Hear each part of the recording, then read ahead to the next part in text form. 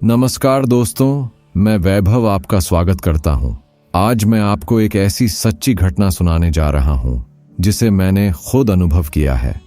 अगर आपने कभी महसूस किया है कि कोई अनदेखी शक्ति आपको रोकने की कोशिश कर रही है, तो ये कहानी आपके लिए है।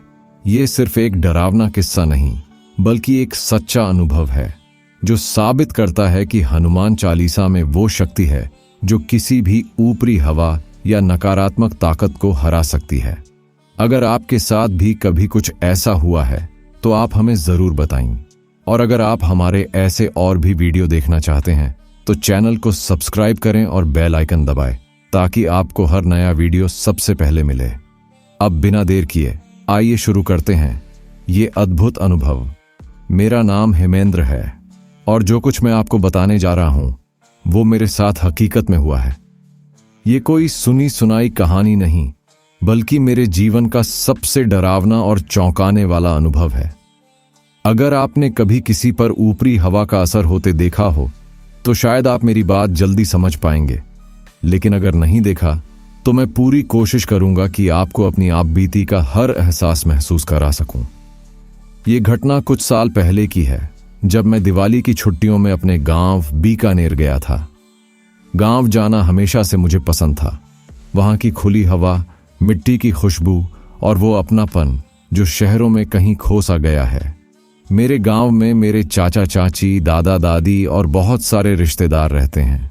हम हर साल दिवाली वहीं मनाते थे, लेकिन इस बार की दिवाली मेरे लिए अलग साबित होने वाली थी, बहुत ही अजीब और डरावनी।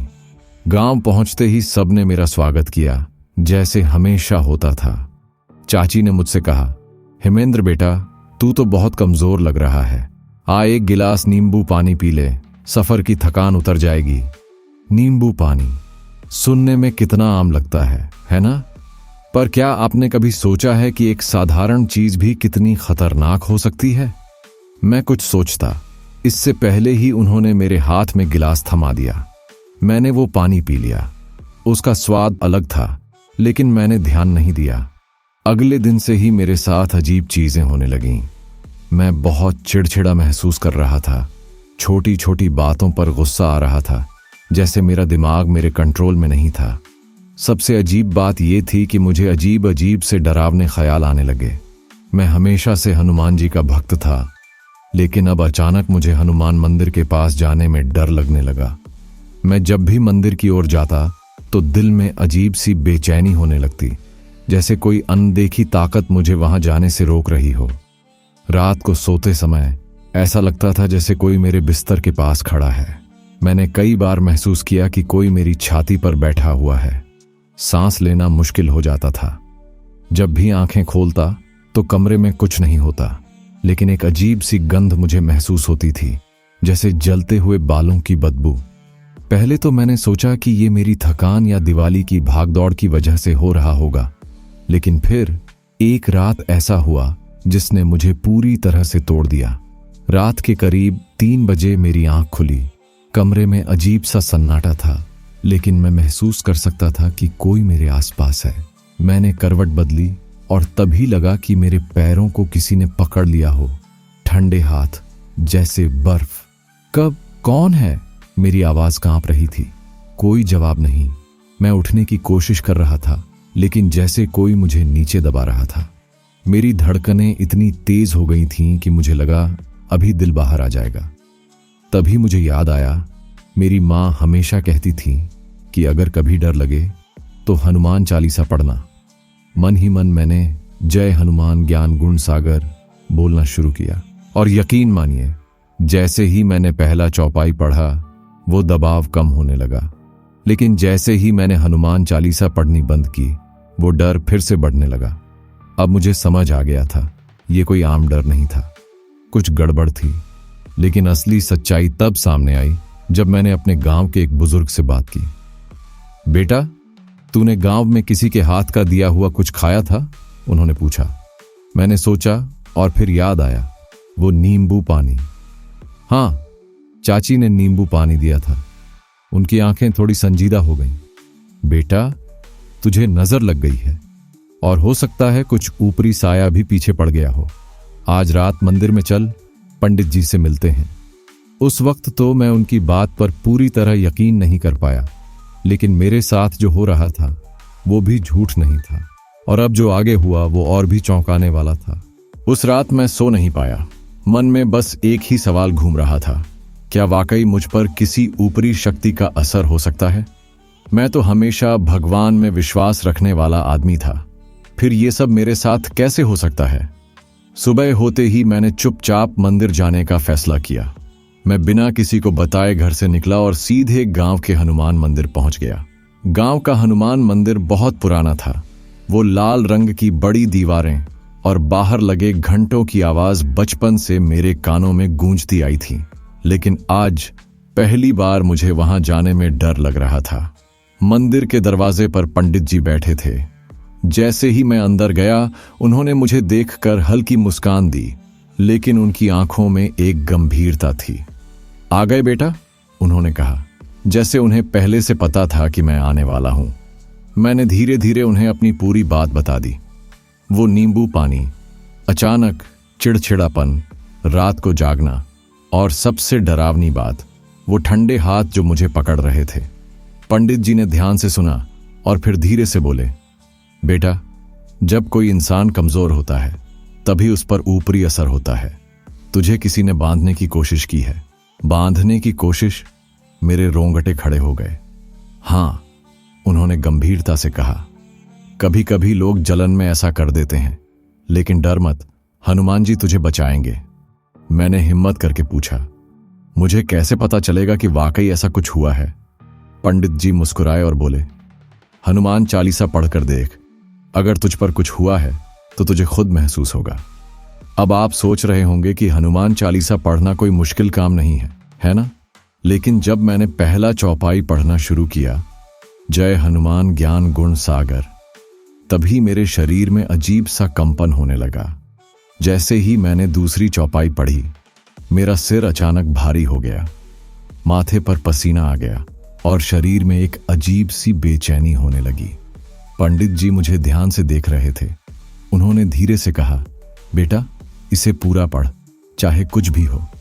मैंने हिम्मत जुटाई और आगे पढ़ना शुरू किया। जैसे जैसे मैं आगे बढ़ा, वो बेचैनी और तेज होती गई। अचानक मुझे ऐसा लगा जैसे कोई मेरे कान में फुसफुसा रहा हो, बंद कर इसे, मुझे काटो तो खून नहीं। मैंने घबराकर इधर उधर देखा, लेकिन वहां कोई नहीं था। पंडित जी ने मेरा कंधा पकड़कर कहा, डर मत, आंखें बंद कर और मन से पढ़। मैंने आंखें बंद की और पूरी ताकत से हनुमान चालीसा पढ़ने लगा, और तभी एक अजीब सी आवाज गूंजी। मुझे ऐसा महसूस हुआ जैसे कोई बहुत जोर से चीख कर भाग गया हो। मेरे शरीर का बोझ अचानक हल्का हो गया और मुझे ऐसा लगा जैसे किसी ने मुझे बांध रखा था और अब वो रस्सियां खुल गई हों। पंडित जी ने मेरी आंखों में देखा और मुस्कुराए।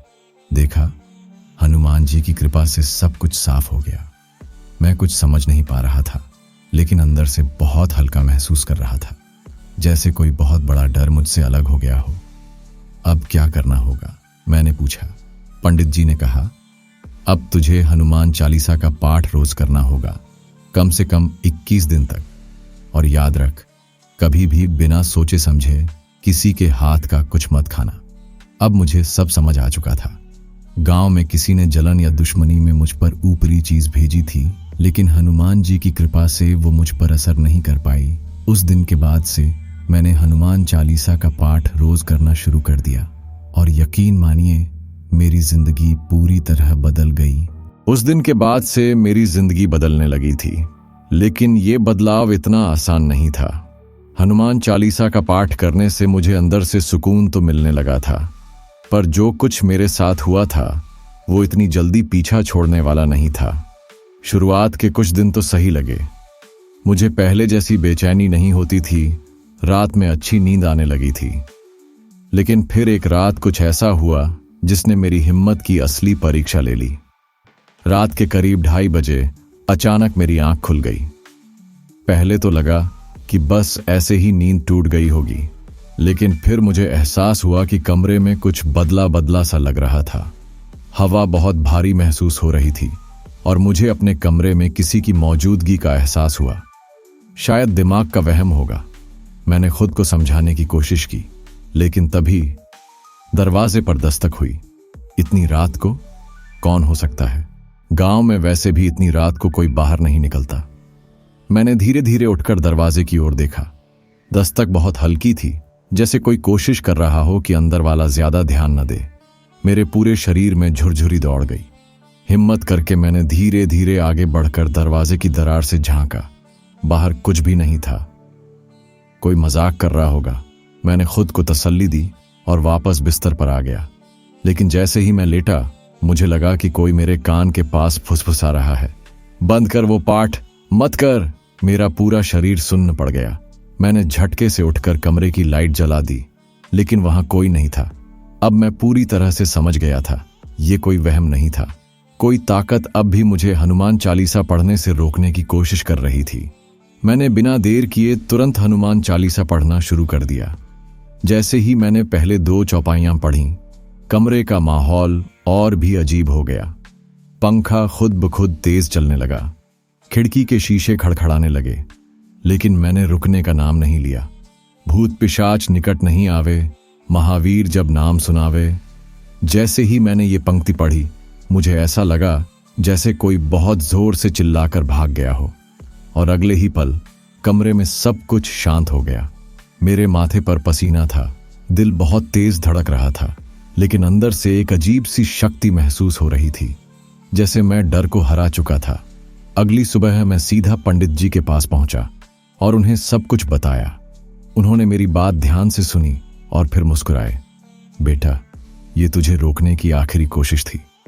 तू सही रास्ते पर है। ये ऊपरी शक्तियां हमेशा डराकर कमजोर करने की कोशिश करती हैं, लेकिन तुझे अब डरने की जरूरत नहीं। पर वो आवाज, वो दस्तक, ये सब क्या था? मैंने घबराकर पूछा। पंडित जी ने गहरी सांस ली और बोले, जब कोई इंसान बुरी ताकतों के जाल में फंसता है तो वो उसे अपना शिकार बना लेती है, लेकिन जैसे ही वो हनुमान जी का सहारा लेता है, ये ताकतें बेचैन हो जाती हैं। तूने हनुमान चालीसा का पाठ करके इनकी जकड़न तोड़ दी, इसलिए ये तुझे डराने की आखिरी कोशिश कर रही थी। मैंने सिर हिलाया। अब मुझे पूरी तरह से यकीन हो चुका था कि हनुमान चालीसा में वो शक्ति है जो किसी भी नकारात्मक ताकत को हरा सकती है। अब तुझे बस एक काम करना है, पंडित जी बोले। क्या? 21 दिन तक लगातार हनुमान चालीसा का पाठ कर और रोज शाम को हनुमान मंदिर में एक दीपक जला कर आ। ये तेरा रक्षा कवच बनेगा। उस दिन के बाद से मैंने हनुमान चालीसा को अपनी रोज की जिंदगी का हिस्सा बना लिया, और यकीन मानिए, उसके बाद से मेरी जिंदगी में जो बदलाव आया वो किसी चमत्कार से कम नहीं था। उस दिन के बाद मेरी जिंदगी में एक अजीब सा बदलाव आने लगा था। मैं रोज हनुमान चालीसा पढ़ता, मंदिर में दीपक जलाता, और सबसे जरूरी बात, अब मैं बिना डरे सोने लगा था। लेकिन फिर भी कहीं ना कहीं मेरे मन में एक सवाल था, क्या सच में सब खत्म हो गया था? जब कोई इंसान किसी बड़ी मुसीबत से बाहर निकलता है तो उसे शुरुआत में लगता है कि सब ठीक हो गया, लेकिन कई बार असली परीक्षा तब शुरू होती है, और मेरी परीक्षा अभी बाकी थी। एक दिन मैं खेतों की ओर गया। गांव में हमारा एक छोटा सा खेत था जहां आम, बेर और नीम के पेड़ लगे थे। वहां की हवा हमेशा ताजा लगती थी, लेकिन उस दिन कुछ अलग था। हवा में एक अजीब सा भारीपन था, जैसे वहां कोई और भी मौजूद हो। मैंने सोचा कि शायद मेरा भ्रम होगा और आगे बढ़ने लगा, लेकिन जैसे ही मैं नीम के पेड़ के पास पहुंचा, वहां जमीन पर एक अजीब सी चीज दिखी। एक काले रंग का कपड़ा जिस पर लाल रंग से कुछ लिखा हुआ था। उसके पास ही एक नींबू पड़ा था जिस पर सिंदूर लगा था। मेरे पैर ठिठक गए। ये क्या है? मैं खुद से बड़बड़ाया। अचानक मुझे याद आया, पंडित जी ने कहा था कि जब ऊपरी हवा का असर खत्म होने लगे तो जो भी इसे भेजता है वो आखिरी चाल चलता है। क्या ये वही चाल थी? मैंने तुरंत मोबाइल निकाला और पंडित जी को फोन किया। बेटा, वहां से तुरंत हट जा, उन्होंने सख्त आवाज में कहा। किसी भी चीज को हाथ मत लगाना और सीधे मंदिर आ जा। मुझे अब डर लगने लगा था। मैंने उस चीज को वैसे ही छोड़ दिया और तेजी से मंदिर की तरफ भागा। मंदिर पहुंचते ही पंडित जी ने मुझे गंगा जल दिया और कहा, बेटा, ये आखिरी कोशिश है तुझे फिर से पकड़ने की। अगर तू डर गया तो फिर से उसी जाल में फंस जाएगा। पर यह किया किसने? मैंने घबरा कर पूछा। पंडित जी मुस्कुराए। ये जानने की जरूरत नहीं बेटा, तुझे बस इतना समझना है कि तू बच गया। फिर उन्होंने मुझे मंदिर के अंदर बुलाया और कहा, आज तुझे हनुमान चालीसा का पाठ और जोर से मन लगाकर करना होगा। यह आखिरी बाधा है, इसके बाद तुझे कोई नहीं छू पाएगा। मैंने आंखें बंद की और पाठ शुरू किया। जय हनुमान ज्ञान गुण सागर।